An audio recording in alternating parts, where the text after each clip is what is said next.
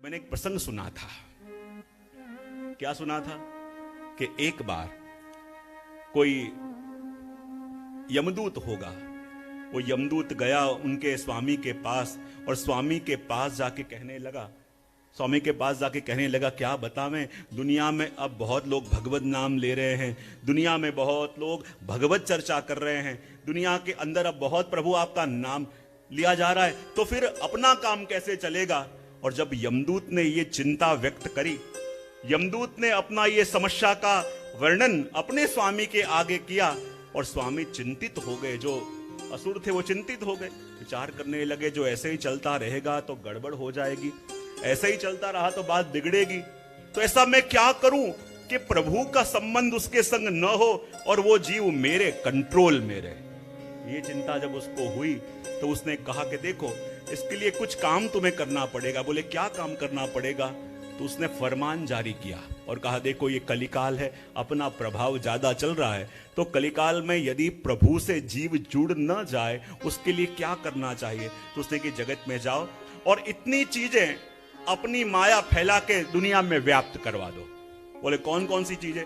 सबसे पहले कहा कि इंसान को फालतू कामों में इतना बिजी कर दो कि 1 मिनट का टाइम न रहे और उसका रिजल्ट कुछ भी निकले ना। फालतू कामों में इतना बिजी कर दो कि कोई कंक्लूजन ना निकले और उसका कोई सार भी ना निकले।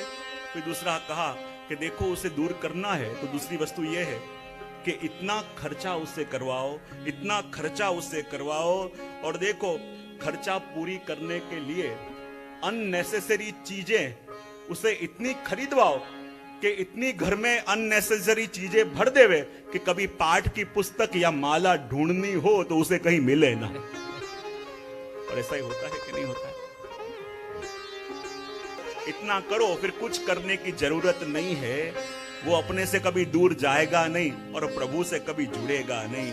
और ये सारा वर्णन जब किया तो वहां प्रभु के दूत सुन गए, वो चिंतित हुए कि जब प्रभु संसार में माया का ऐसा प्रलोभन का माहौल बन जाएगा कि जीव चाह के भी आपका नाम ले न पावे तो आपसे कैसे जुड़ेगा। तब प्रभु ने कहा उन यमदूतों को या जो भी आसुरी तत्व हैं उनको जितना उनका प्रभाव दुनिया में फैलावे, लेकिन जब मेरा कोई जीव मेरी कथा में आके बैठेगा तो उसके बंधनों से उसी क्षण वो मुक्त हो जाएगा और मेरे स्वरूप में उसको आसक्ति हो जाएगी, मेरी सेवा में उसकी इच्छाएं जगेगी और उनके प्रभाव से निकल के वो मेरी कृपा के प्रभाव में आ जाएगा।